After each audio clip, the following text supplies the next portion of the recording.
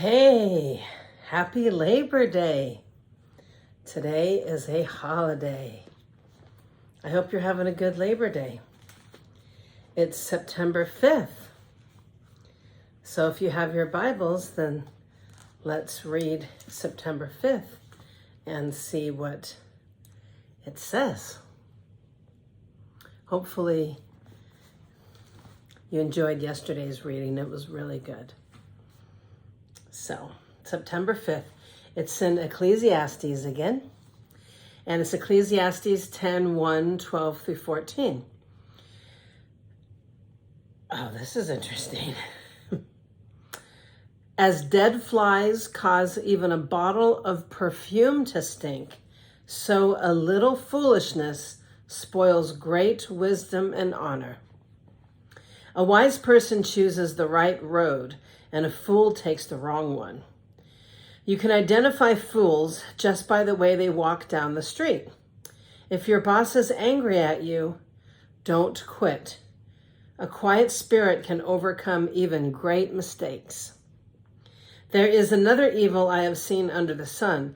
Kings and rulers make a grave mistake when they give great authority to foolish people and low positions to people of proven worth. I have even seen servants riding horseback like princes and princes walking like servants. When you dig a well, you might fall in. When you demolish an old well, you could be bitten by a snake. When you work in a quarry, stones may fall and crush you. When you chop wood, there is danger with each stroke of your axe. Using a dull axe requires great strength. So sharpen the blade, and that's the value of wisdom. It helps you succeed. So basically, sharpen your axe.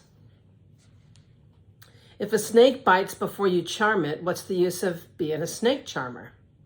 Wise words bring approval, but fools are destroyed by their own words. Fools base their thoughts on foolish assumptions, so their conclusions will be wicked madness. So they chatter on and on. No one really knows what is going to happen. No one can predict the future.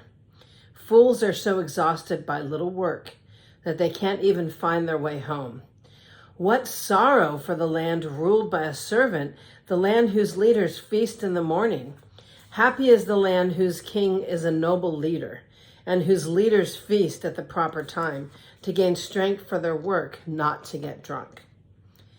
Laziness leads to a sagging roof, and idleness leads to a leaky house. A party gives laughter, wine gives happiness, and money gives everything. Never make light of the king, even in your thoughts, and don't make fun of the powerful, even in your own bedroom. For a little bird might deliver your message and tell them what you said. Send your grain across the seas, and in time, profits will flow back to you. But divide your investments among many places, for you do not know what risks might lie ahead. When clouds are heavy, the rains come down. Whether a tree falls north or south, it stays where it falls. Farmers who wait for perfect weather never plant. If they watch every cloud, they never harvest. Just as you cannot understand the path of the wind or the mystery of a tiny baby growing in its mother's womb, so you cannot understand the activity of God who does all things. Plant your seed in the morning and keep busy all afternoon, for you don't know if profit will come from one activity or another, or maybe both. Light is sweet, how pleasant to see a new day dawning. When people live to be very old, let them rejoice in every day of life, but let them also remember there may be many dark days. Everything still to come is meaningless. Young people, it's wonderful to be young. Yes. Enjoy every minute of it. Do everything that you want to do. Take it all in. But remember that you must give an account to God for everything you do. So refuse to worry and keep your body healthy. But remember that youth with a whole life before you is meaningless. Don't let the excitement of youth cause you to forget your Creator. Honor him in your youth before you grow old and say, Life is not pleasant anymore. Remember him before the light of the sun, moon, and stars is dim to your old eyes and rain clouds continually darken your sky. Remember him before your legs, the guards of your house, start to tremble, and before your shoulders, the strong men stoop. Remember him before your teeth, your few remaining servants stop grinding, and before your eyes, the women looking through the windows see dimly. Remember him before the door to life's opportunities is closed and the sound of work fades. Now you rise at the first chirping of the birds, but then all their sounds will grow faint. Remember him before you became fearful of falling and worry about danger in the streets, before your hair turns white like an almond tree in bloom, and you drag along without energy like a dying grasshopper, and the caperberry no longer inspires sexual desire. Remember him before you near the grave, your everlasting home when the mourners will weep at your funeral. Yes, remember your Creator now while you are young. Before the silver cord of life snaps and the golden bowl is broken, don't wait until the water jar is smashed at the spring and the pulley is broken at the well. For then the dust will return to the earth and the spirit will return to God who gave it.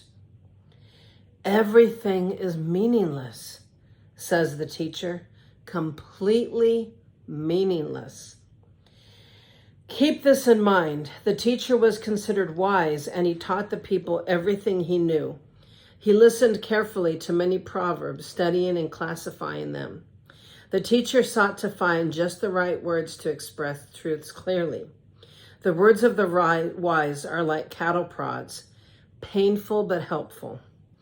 Their collected sayings are like a nail-studded stick in which a shepherd drives the sheep. But my child, let me give you some further advice. Be careful, for writing books is endless and how much study wears you out.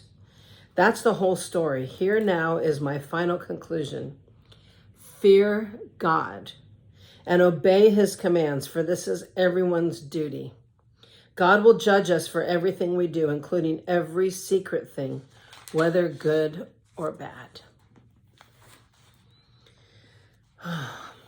2 Corinthians 8, 1 through 15. Now I, Paul, want you to know, dear brothers and sisters, what God in his kindness has done through the churches in Macedonia. They are being tested by many troubles, and they are very poor, but they are also filled with abundant joy, which has overflowed in rich generosity. For I can testify that they gave not only what they could afford, but far more, and they did it of their own free will. They begged us again and again for the privilege of sharing in the gift of the believers in Jerusalem. They even did more than we hoped for their first action was to give themselves to the Lord and to us, just as God wanted them to do. So we have urged Titus, who encouraged your giving in the first place, to return to you and encourage you to finish the ministry of giving.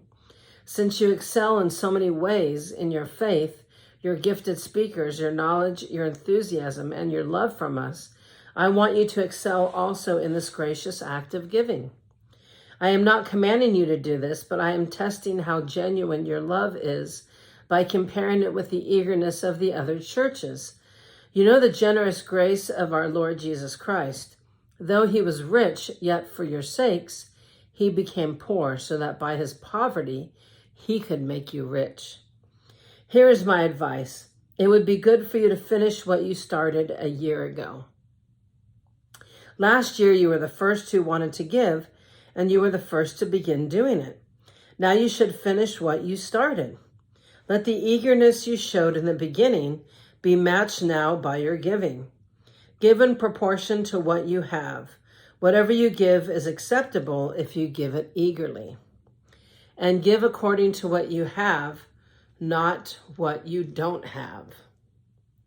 Of course, I don't mean your giving should make life easy for others and hard for yourselves. I only mean that there should be some equality. Right now you have plenty and can help those who are in need. Later they will have plenty and can share with you what you need it, when you need it.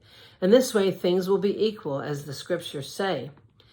Those who gathered a lot had nothing left over, and those who gathered only a little had enough. Psalm 49, 1 through 20, a psalm of the descendants of Korah. Listen to this, all you people. Pay attention, everyone in the world. High and low, rich and poor, listen.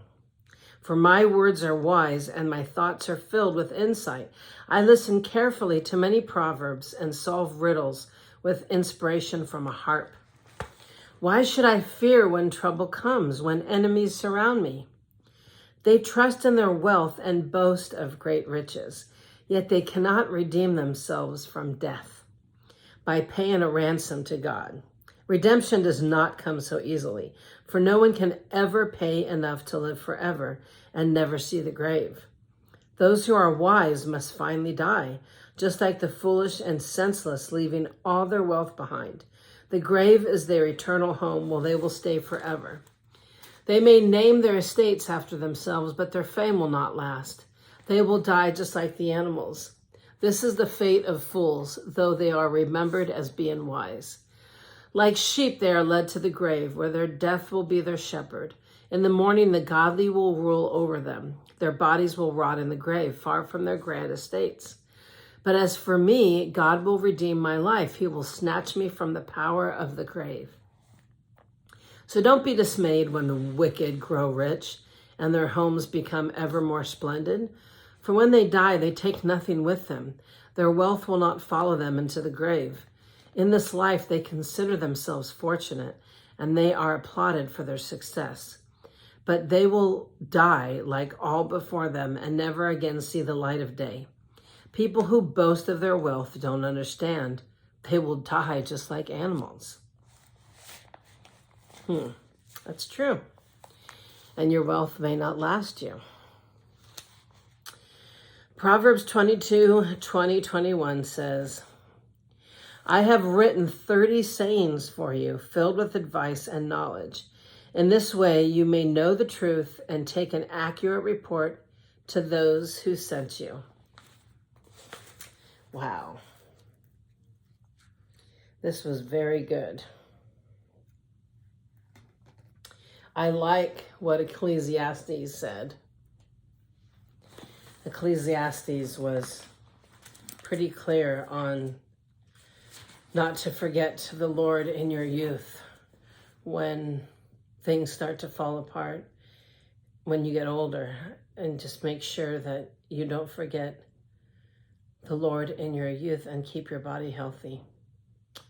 So it's very important because young people feel like they can, they're immortal and they're going to live for a long time. They feel kind of like they don't worry about things that are going to happen when they get older. They have no care in the world. They just enjoy their life and they're very free. But the Lord is saying to not forget him. Don't forget him when you're young and keep your body healthy, because one of these days you're going to be old, and you just want to make sure that you've followed the Lord all your life. So some very good advice. So if there's anybody who's watching this and you think that, and you're young and you're youthful and you haven't really paid that much attention to the Lord, make sure that you do and keep your body healthy and make sure that you do what God is calling you to do, and your life will be blessed. So thank you for joining me, and I hope you're having a wonderful Labor Day, and God bless you. Have a fabulous day. My hair's bugging me. Okay. Have a great day. I'll see you tomorrow. I'll be back tomorrow.